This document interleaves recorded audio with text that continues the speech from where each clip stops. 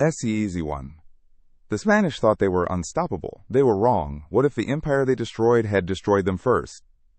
Imagine a world where the ships of Mesoamerica, not Europe, sailed across the vast Atlantic to conquer an unsuspecting continent. This is the radical alternate history we explore today. In our own timeline, the Aztec Triple Alliance dominated Mesoamerica in the 15th century, a powerful empire built on tribute, trade, and unshakable religious devotion. Their capital, Tenochtitlan, was a marvel of engineering, a city of canals and monumental temples thriving amidst a lake. But what if the European explorers who arrived on American shores met an Aztec empire not just powerful, but technologically primed? Driven by their divine mandate to expand the dominion of Huitzilopochtli, the Mexica needed only the tools, and fate, in the form of 3 broken European ships, was about to hand them exactly that. A small European fleet, weakened by storms, makes landfall on a well-guarded Mesoamerican coast. Instead of encountering disparate tribes, they are met by a unified, highly organized Aztec force. Their surprise is short-lived. The Aztecs quickly overpower and capture the bewildered sailors, seizing their ships, weapons, and navigational instruments. Unlike simple plunder, this is strategic acquisition.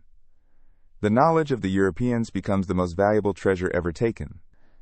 The Mexica priesthood and scholars, renowned for astronomical precision and a sophisticated calendar, turn their intellect toward European technology.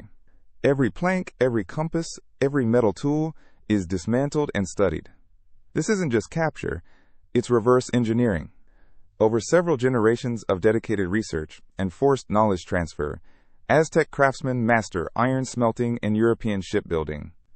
The process spans decades of trial and failure, but the Mexica are patient. Apprentices surpass their captive European teachers.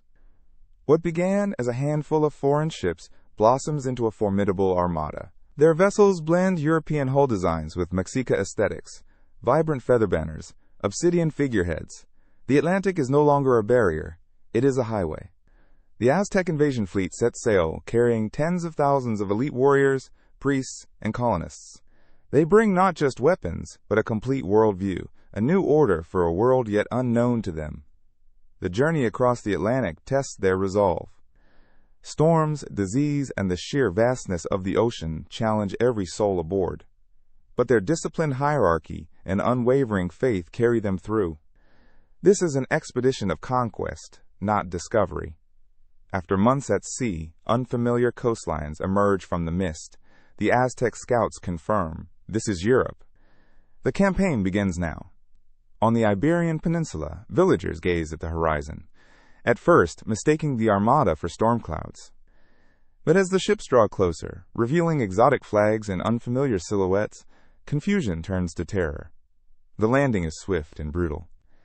Aztec warriors in quilted cotton armor, wielding razor-sharp obsidian macoa-hutils, overwhelm the few local defenses. Feathered standards are planted in European soil, the first foothold of a new empire. European knights in steel charge into disciplined Aztec formations, and are met with something unexpected. Captured gunpowder weapons, reverse-engineered from those very first European ships, shatter armored formations and break morale. The age of the knight ends not in Europe, but on its own beaches. The Europeans are horrified not just by Aztec ferocity, but by their alien customs. Ritualized combat and the threat of sacrifice instill a primal fear that undermines the will to fight. This is psychological warfare on an unprecedented scale. One by one, European kingdoms fall. Their fragmented political landscape and internal rivalries make them easy prey for the highly unified, centrally commanded Mexica forces. Divide and conquer, but this time it is Europe being divided. The Aztec Empire imposes its intricate tribute system on vanquished populations. Instead of golden feathers, Europe offers grain, iron ore, and skilled laborers, all flowing back to newly established Mexica outposts. The machinery of empire grinds forward. The most profound clash is religious. Christianity confronts the complex polytheism of the Aztec pantheon. Missionaries are met with disdain. Churches are repurposed. The cross is replaced by the feathered serpent. The chilling reality of human sacrifice sends shockwaves through Europe.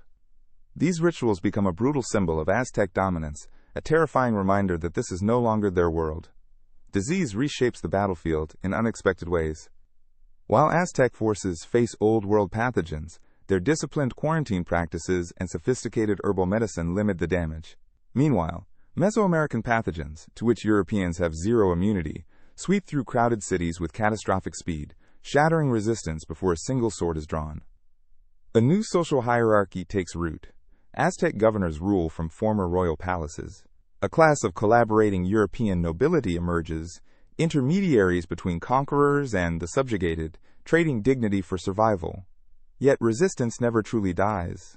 Guerrilla fighters, remnants of noble houses and zealous clergy, wage a desperate underground war, striking at Aztec patrols and supply lines in forests and mountain passes.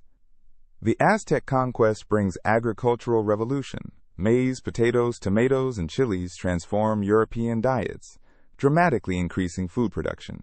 Ironically, the conquered continent feeds itself better than ever, under the banner of its conquerors. European architecture begins to transform. Temples rise alongside cathedrals. Public buildings feature intricate Aztec carvings and geometric patterns. The skyline of every major city tells the story of conquest in stone. A new class of administrators emerges.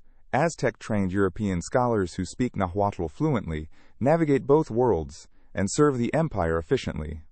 They are neither fully Aztec nor fully European. They are something new. Intellectual exchange, though forced, occurs. Aztec scribes document European knowledge. European scholars are compelled to study Aztec codices, grappling with a new cosmology. Knowledge flows, but always in the direction of power. Nahuatl becomes the lingua franca of power. European languages persist in local communities, but advancement requires fluency in the language of the conquerors. A linguistic divide mirrors the social one. For generations, Europeans are born into a world where Aztec rule is simply the natural order. The feathered serpent and the solar calendar are facts of life.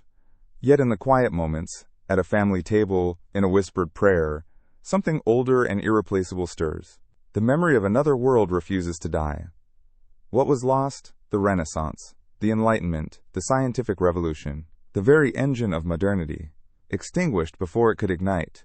History's greatest intellectual explosion, never given the chance to exist. The Aztec Empire now stretches from the Iberian coast, deep into the heart of Europe.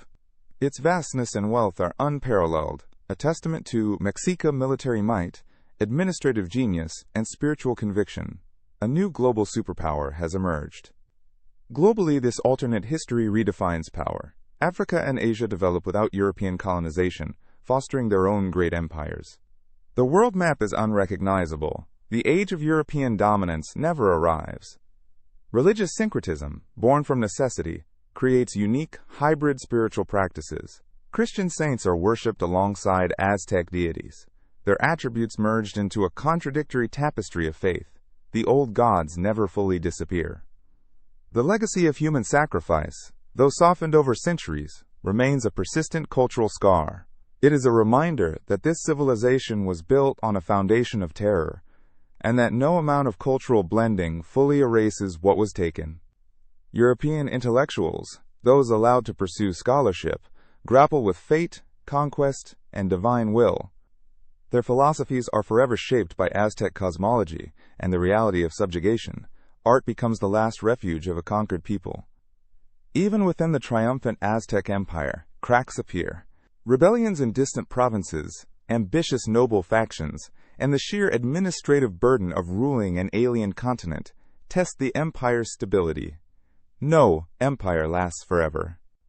Over many centuries, the lines blur. Individuals of mixed European and Aztec heritage rise to prominence, embodying a deep and irreversible fusion. Identity becomes a tapestry, not a single thread. Grand Aztec public works reshape the continent. Vast aqueducts, intricate road networks, and monumental pyramids redefine every horizon. Europe is unrecognizable, not destroyed, but utterly transformed. This Pax Azteca reshapes Europe's trajectory entirely. The historical Dark Ages give way to a different kind of stability and order. Prosperity comes, but at the permanent cost of cultural and intellectual autonomy. In remote mountain valleys and hidden enclaves, groups of Europeans secretly preserve their ancient cultures and languages, dreaming of liberation. Songs of valiant knights and resilient peasants are passed down in whispers. A grand diplomatic scene plays out in a hybrid Aztec European palace. Envoys from a powerful Asian empire present tribute to the Aztec Emperor, illustrating a completely new global power dynamic that our history never knew. The echoes of European resistance continue to inspire, faded now into legend. Songs of those who dared defy the feathered serpent are whispered in secret, fueling a never-ending hope for a truly free Europa. The tale of a Mexica Europe reminds us of the profound fragility of history, how seemingly small shifts unleash monumental, unforeseen consequences. The world we know was never inevitable. It was always just one broken ship away from being something else entirely.